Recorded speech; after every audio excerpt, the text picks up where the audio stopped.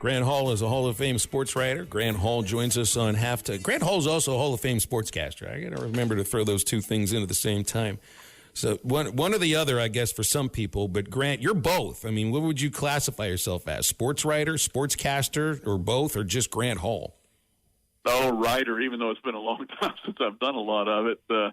Yeah, that was most of it. Well, I mean, I've done this stuff for like 40-something years, but never really on a full-time basis. So, but I've got one for you, Phil. Vidi Hemsel. Does that name sound familiar to you? Try that one more time. What's this name?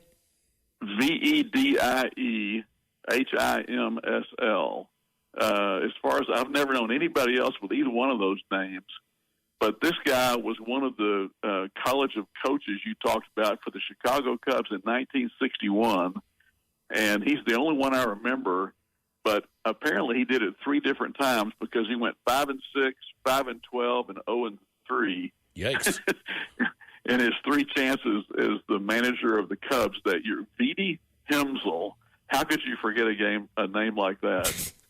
I guess I have forgotten about it because I read about the College of Coaches and I did not remember that name. And yeah, there it is on Baseball Reference. Vidi Hemsl. You weren't even born then, so you wouldn't remember it. My parents had not even met at that point. That goes along with my favorite baseball name of all time, Grant, is Van Lingle Mungo. I think you've heard of him. Yeah, that's a good one. Yeah, former pitcher. That's right. Well, you've been watching the baseball playoffs, man. They've been pretty good. I have been. What are you thinking right here watching these? To me, it looks like the Dodgers all of a sudden, they just turn it on to the end of the regular season. What is this winning streak they're on now? 10 games in a row? And it feels inevitable against the Phillies. I would think Dodgers and Seattle maybe if I had to pick it. You know, there are 4 elimination games today, and there have been some pretty interesting ones. You know, Toronto, I think, has scored, 29 runs in 3 games, but the Yankees got them last night. Big comeback from 6-1. And here's sorry for reversing the roles here, Phil, but here's another one for you. If you had a vote between Aaron Judge and Cal Raleigh for MVP, who would you vote for? I'm going to go with Raleigh, and a big reason is the position he plays. And I know Judge plays center field, but when you're a catcher and you've had that kind of season, I think there's no catcher's ever had a season like that before. When catchers hit the way that Raleigh has hit, that brings the entire team up. It's different than Judge, and I know Judge has better percentages in some cases, but I also saw Raleigh's team win their division, and I'd go with the catcher here. You know, I heard a thing, Phil, yesterday that 159 games he's caught this year with no passed balls. And that probably tips it for me, even though Judge had a batting average 83 points higher this year, you know, and they've both been great. Their numbers have been great here in postseason, too. But it's funny, you know, the captain and Alex Rodriguez both obviously they went for Aaron Judge, but I kind of think Raleigh's going to win it. I want to take something you just brought up and translate this to Arkansas football and what, you know, who knows what we're going to see in the next few weeks. You brought up the idea of, you know, Raleigh doesn't have any passed balls. Well, what kind of an effect does that have on a pitching staff when every pitcher there knows that if they spike a ball, that they got a guy who's probably going to block it? I know that doesn't go along with wild pitches, but Raleigh's as good of a catcher, maybe not as good of a fielder as he is as a hitter, but there's a psychological effect for that entire pitching staff. They're going to believe in the pitches they throw, and they're going to finish those pitches rather than worry about the guy behind the plate. I think that you have seen something with Arkansas football here where the effect of the total lack of resistance from the Arkansas defense affected Arkansas's offense. I think in the Notre Dame game, I'm not going to put that on their inability to score against Memphis. But, you know, and that to me is the thing still moving forward. That to me was going to be the overarching theme of the season was how long is the offense's rope before they just kind of let go because the defense can't stop anybody. And nothing with the coaching change has changed my mind about that right now either. And remember, we talked before the season about how many 38, 35 games could Arkansas win this year, or 48, 45. But when the defense doesn't do it, it's hard. You're right, and it's interesting. Bobby Petrino the other day mentioned analytics when he talked about. He said what in a way it's a way to hide for coaches. They look at the card of what you're supposed to do in this situation. But he said he believes in players. Like he's going to probably base going forward on fourth down on whether the offensive tackle can block the guy on the other side, or this player can beat that linebacker. So, I mean, I know that's... No, that's a great point. It's not like the analytics don't say, well, Vince Wilfork is the 3 technique, so we're going to do that. Yeah, I get it does matter about who you're playing and the talent on the other side of the ball. And, Matt, the more I watch these guys, I watched the entire Minnesota-Ohio State game the other night, and Jeremiah Smith goes he goes right to the top of I have a kind of a Heisman list that I, write people down during the season.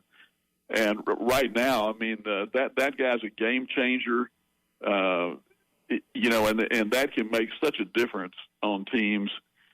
You wonder if I'm reading that Jordan Anthony may be about to be able to play. Matt, is that? I mean, have you seen him enough to think is that a difference maker with his speed if he could play? Jordan Anthony, really? This is the first I've heard. Jordan Anthony, I thought was going straight to just being a professional track star. Not Jordan Anthony. I'm sorry. That's not right. What's the kid that's been out all season with the injury? Oh, the freshman from Antonio Jordan. Yeah. Okay. Antonio Jordan. Yeah. See, that's a senior moment. Sorry for that. But I mean, there's a guy with I guess game-breaking speed, right? If he could get on the field. I haven't seen him play, but I'll tell you this, Grant. I do think being a freshman at receiver is one of the easier spots to get on the field and to make an impact. I mean, you saw it last year with the guy you just brought up at Ohio State and the kid at Alabama. And then also look at that freshman receiver that's for the Miami Hurricanes right now. I mean, that dude is an absolute beast. Yeah, and Arkansas has gotten 3 receivers hurt this year. And Bobby said the other day, he talked about Crutchfield and Gene as 2 guys who could get on the field. Maybe they haven't known the offense as well as some other guys, but you're getting down to where you need other guys, and maybe they can make an impact this week. I mean, I think Arkansas is going to go and have a lot more effort. Mike Irwin mentioned something the other day about when Joe Kynes took over, they went and beat South Carolina 45-7 in the first ball game, and then reality kind of set in. Although that team did beat Tennessee on the road and also tied Auburn and beat LSU, I think, in that one interim year for Joe Kynes. What you would wonder would be what's the effort going to be like in the next game and the next one after you would expect kind of a bump in effort, I would at least, and even on defense where you've got these new coaches in there with their new ideas, new energy, and whatever. I think you're right about Tennessee. You assessed them correctly, Phil. I mean, they've given up 28 points a game, I believe. I think it's something like 37.5 a game in SEC play. Now that's a couple of overtime games to skew it a little bit. But they're going to give up some points, and Arkansas can score some points if the defense can do anything. You can just, as John Barnhill once told Frank Broyles, if you can just make them punt a few times. Just maybe like 4 times would be nice, would really be nice. And I wonder about what there's been these. Why has Arkansas struggled so mightily in the second half during this 3-game losing streak? Offensively, absolutely, and defensively too, though they did play better in the second half against Ole Miss. And I do wonder about what the temperature was like in the locker room at halftime. It seems obvious that there just was a schism. Maybe not necessarily between the offensive and defensive players, but definitely between the coaches. And you know how that can play itself out sometimes when messages are delivered to players and, fingers can get pointed. And I just wonder what it was like in the locker room at halftime, because sometimes we overdo it. What did the coach tell you at halftime to get you all fired up? Well, what if it's disastrous inside that locker room at halftime? Yeah, I remember one time with Danny Ford's staff, a couple of assistant coaches got into it during a practice. It was a Thanksgiving practice. I think I was the only media person there. and saw it. And Danny said, yeah, well, they had a fuss, and he came in here, having had a coaching about 3 years, and so it was harder for him to get a staff. And that's one thing you think about with names that have been tossed out for the Arkansas job. I mean, if you went and got a Mullen or an Odom or a Loggins or a Lashley, then they kind of got ready-made staffs that they can augment, and then maybe that's why you hear, people talk about Gruden or something. Well, you wouldn't have to pay a buyout. I guess maybe that's why some of those names come up. But it's just I can't wait till it's over. I was talking to Mike Irwin this morning, and of course he's having to deal with this every day more than I am. I mean, I can talk once a week about it, and hear everybody's theories. But while it's fascinating to fans, it becomes not a lot of fun pretty quickly for media people. You don't always win your first bet. That's why MyBookie has you covered. Use our code HOGS, HOGS, and your first bet up to $500 is fully covered. If your pick doesn't hit, you get it right back with our Bet Back bonus. Go to mybookie.ag and use the code HOGS to claim your Bet Back bonus. MyBookie's where bettors win together, because bragging's good, but cashing in is better. And your first bet is fully covered. Use our code HOGS. Must opt in during the bet to use the Bet Back bonus.